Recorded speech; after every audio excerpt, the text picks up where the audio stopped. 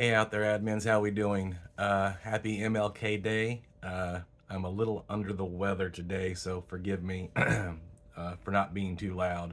Don't worry, I took a COVID test. It's just a common cold, not COVID, so we're lucky there. Something I want to cover today, going out, February is going to be right around the corner, and it's time to start looking at elections in the lodge. Yeah, I said it, elections, and it's going to come quicker than we think. Uh, in this communication with the email, I'm going to add the election committee handbook in form to go in with this email. Please take your time and read it carefully. There are a few things I definitely want to cover because the last couple of years we've had issues and we've had to go in and we've had to consider certain elections null and void because they weren't being ran right. And let's try to avoid that this year. So when you're looking at that, the first thing I want us to look at is we need to realize that by the end of February, we need to have our nominating committee together. Uh, in that handout, it says what the nominating committee is, and it's pretty simple. For regular lodges, it's the eight elected officers.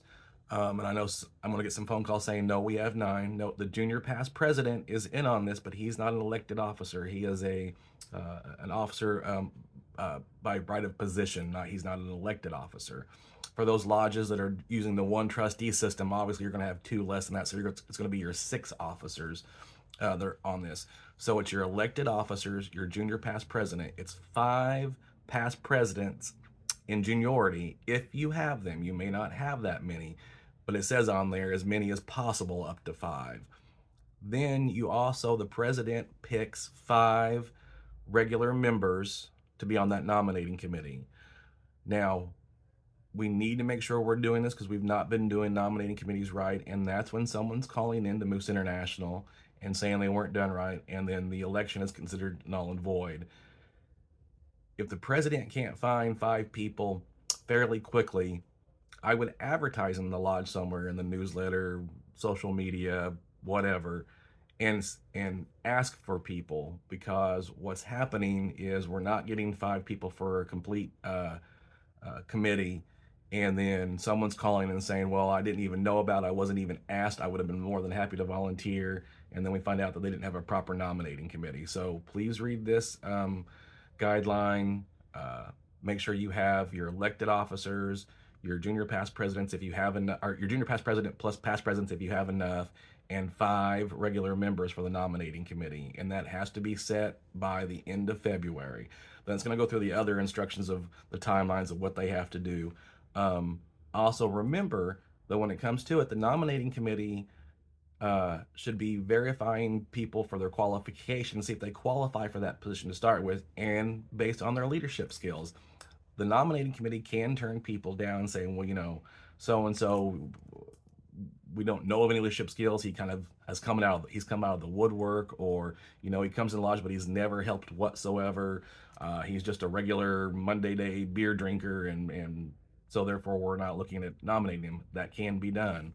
The lodge also has the right that if they can pick just one person for each of those slots, they don't have to have necessarily a runoff or election. Although I would say if you have two candidates running for the same position and they're qualified and should be considered, I would have them in there. It just looks better if everybody that put their name in gets considered. Um, do do do.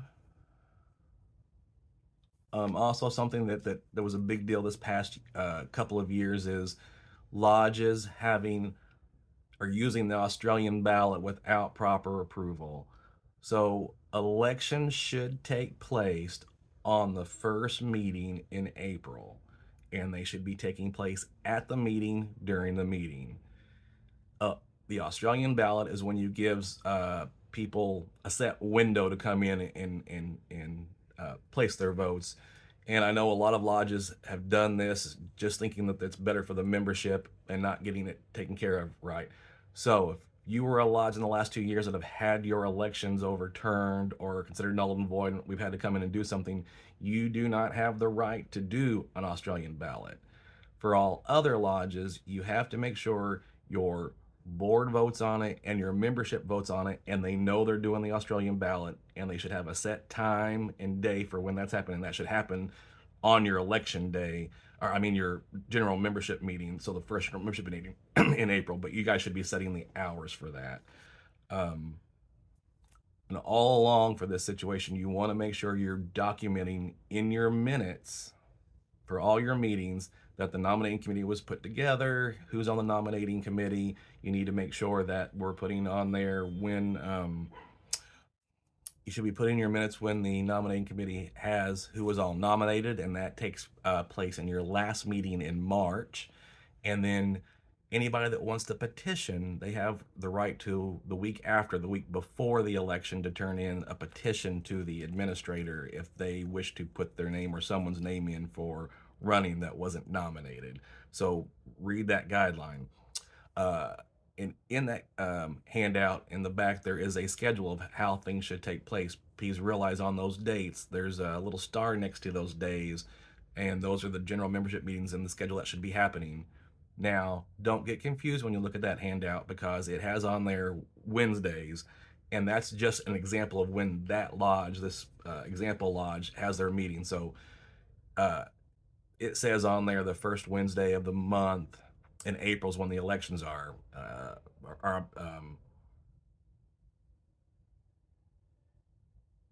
But that would, it says the second Wednesday, but that would be their first meeting of the month. So it's a little confusing on that. If you have a problem, get a hold of me. But just remember, your election should be taking place your first meeting of the month in April.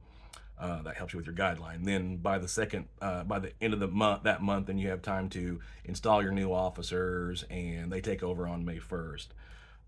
Again, just make sure we're doing proper documentation, making sure if you're having to advertise and for nominating committee, that maybe keep a record of that, picture of that. So someone says, well, I didn't even know about it. You have proof saying, yeah, I couldn't find an entire 5. I found 4. I put a flyer up. I did social media. I let members know that we needed somebody there to complete out the nominating committee.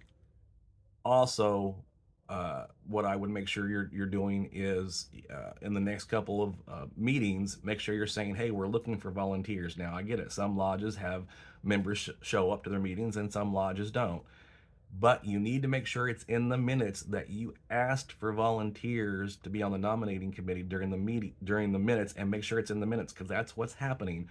We're ignoring that section because no one showed up, and so we didn't put it in there. Well, then you have no proof that it was ever read, that you ever asked. And with that information in there, if it's not there, Moose Internationals, we've always said if it's not written down and verified, then we consider that it never happened. So you want to make sure you're putting all that information into your minutes and being detailed, because I don't want to have to go into a lodge and tell them their elections are null and void because they skipped a step or didn't do something correctly. So again, this email will have the PDF election handbook guidelines with it. If you have any questions, feel free to email or give me a phone call or text me, and I will try to help you out. All right, have a good week. Take care, everybody.